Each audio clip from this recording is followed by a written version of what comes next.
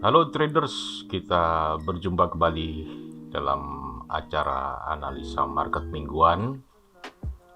Dan pada kesempatan kali ini, seperti biasa, kita akan melihat korelasi antar market utama dunia dan juga hubungannya dengan GBP USD dan XAU USD. Ya. Dan pada kesempatan kali ini, saya akan membawakan mengenai Bitcoin ya. Jadi kalau kemarin saya menggunakan dolar index ya sebagai acuan untuk melihat bagaimana apakah dolar sedang menguat atau melemah, maka saat ini kita gunakan Bitcoin karena Bitcoin juga banyak sekali peminatnya, dan untuk dolar indeks memang sangat jarang ya untuk di Indonesia. Dan tentu kita ingat bahwa Bitcoin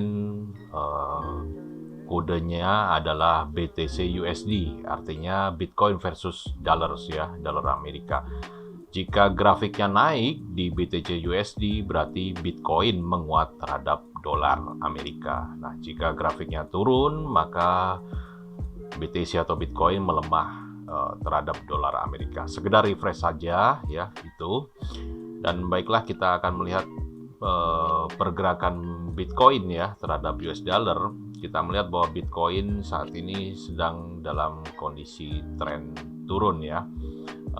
Kalau kita lihat dari perjalanan Bitcoin di bulan Oktober ya kemarin ya, di situ terlihat ada dua buah ada double top lah ya kita secara pattern. Dan setelah pattern itu muncul, kemudian Bitcoin bergerak dalam tren turun yang cukup dalam atau dalam artian bearish seperti itu. Dan pada kondisi Bitcoin terkini kita melihat bahwa Bitcoin masih dalam tren melemah ya. Dan itu adalah hal yang bisa kita lihat pada perkembangan terkini di Bitcoin. Dan kita selalu menggunakan chart daily supaya kita bisa melihat big picture-nya, gambaran besarnya apa yang terjadi di market. Jadi Bitcoin kita lihat melemah terhadap dolar Amerika. Dan berikutnya seperti biasa kita melihat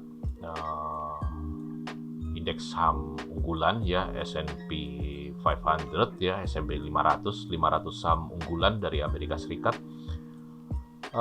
Kita melihat juga ada lagi-lagi di chart daily-nya ada double top ya. Kita melihat ada dua buah top di sini, dan ini artinya kita mewaspadai bahwa kemungkinan indeks saham unggulan Amerika Serikat ini berpeluang untuk turun lebih lanjut ya. Dan pada penutupan akhir pekan S&P 500 juga ditutup turun. Artinya apa? Bitcoin turun, kemudian S&P juga turun atau melemah ya, berarti terlihat bahwa dolar lebih menguat ya, lebih kuat dibanding pergerakan BTC, Bitcoin dan S&P 500. Nah, lantas bagaimana hubungannya dengan pergerakan pound sterling ya atau GBP USD?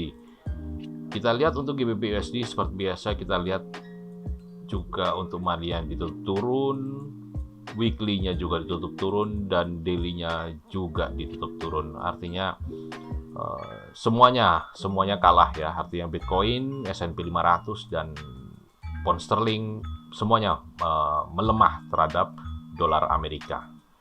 Dan kita lanjut kepada bagian trend line-nya. Kalau kita lihat secara trend line juga GBP kita lihat sudah semakin menurun dan berada pada posisi bottom ya, support trend line-nya yang berwarna biru ini.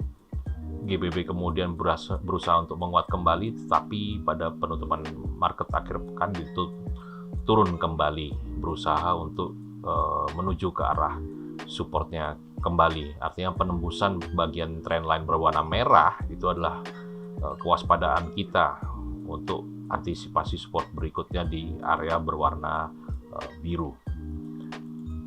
Kemudian berikutnya adalah analisa teknikal dari sudut pandang indikator MACD ya. MACD juga sudah terlihat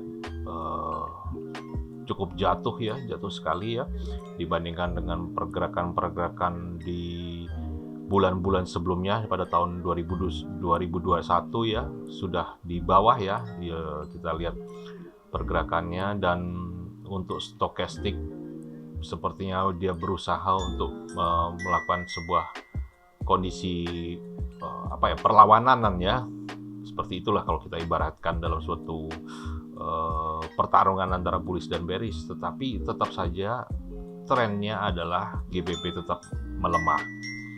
Dan untuk ATR meningkat, ini artinya apa? Pasar masih memilih side posisi untuk minat jual ya, atau short ya. Kita lihat ATR-nya meningkat tetapi pasar menurun. Nah, artinya apa? Pasar masih memegang posisi open sell atau short di sini. Kemudian untuk bagian daripada Fibo-nya ya, kalau kita lihat Fibo-nya sendiri juga pound sterling masih menuju ke Fibo 100 ya. Di Fibo 100 ini di 1.3150 lah kalau kita bulatkan ya. Artinya ada potensi dulu untuk turun ke 1.3150 sebelum terjadinya naik kembali, karena kembali kepada MACD-nya tadi paling jauh kita perkirakan sekitar 61,8 ya, kita bulatkan sekitar 1.3450. Berikutnya lagi di analisa support resisten kurang lebih mirip dengan Fibo ya. Jadi di sini kita bisa ambil satu kesimpulan ya berdasarkan analisa sebelumnya ya, indikasi yang sudah kita lihat bersama tadi. Untuk pound sterling berpotensi turun dulu ya ke 1.3150 sebelum akhirnya untuk mencoba naik kembali di 1.3450 seperti itu ya, kalau dari analisa yang kita lihat tersebut ya. Dan berikutnya kita beralih kepada pergerakan emas ya. Untuk pergerakan emas, monthly ditutup naik, weekly ditutup naik, kemudian weekly ditutup turun ya. Dan secara support resist ya masih kita lihat ya, di sini kita bisa bilang pada area biru ya ada sebuah kondisi double bottom ya. Tentu double bottom itu tidak semuanya sempurna seperti pada gambar-gambar ilustrasi ya, tetapi kita bisa lihat bahwa ada sebuah double bottom yang berusaha untuk menembus support berwarna biru trendline tetapi tidak berhasil. Dan untuk XAU masih berusaha naik untuk menembus garis trendline yang berwarna hijau ini. Melanjut kepada MACD ya, MACD-nya juga terlihat cukup baik ya, cukup sehat pergerakannya. MACD berusaha untuk naik ya, meskipun di bawah sudah terjadi cross untuk MACD-nya. Kemudian stokastik juga sudah mendukung untuk naik ya, tetapi ATR-nya lemah turun ya. Artinya kenaikan ini hanya dengan volatilitas yang kecil seperti itu maksud saya. Dan tentu ini secara teknikalnya up ya, tapi untuk ATR-nya diwaspadai karena minat pasar untuk masuk ke gold ini berkurang seperti itu. Dan untuk Fibonacci-nya sendiri kita lihat area yang terdekat untuk up adalah di 38,2 ya. Kita bisa melihat bahwa area 38,2 ini di sekitar 1818 ya.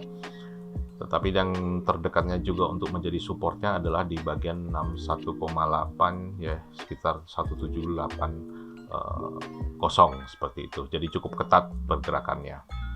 Dan terakhir kita melihat di bagian indikasi support resisten ya, analisa teknikal support resisten cukup ketat juga di sini ya. Dan kita bisa simpulkan bahwa dari analisa dan indikasi yang ada sebelumnya bahwa XAU ini berpotensi ya untuk naik seperti itu ya. Saya ulangi, XAU berpotensi untuk up ya, karena seperti yang kita lihat sebelumnya untuk MACD-nya bagus, untuk stokastiknya juga bagus, trend line-nya juga bagus, semua mendukung untuk naik. Hanya waspadai volume yang average true range yang mulai menurun. Jadi pemasangan stop loss yang cukup ketat sangat dianjurkan di sini. Artinya dia akan naik, tetapi kenaikannya tidak didukung oleh volatilitas yang peminatan pasar untuk cukup besar kurang, seperti itu saya bilang. Baiklah, dan demikianlah acara analisa market mingguan yang bisa saya sampaikan. Semoga semua dalam keadaan baik, sehat, dan profit selalu. Terima kasih.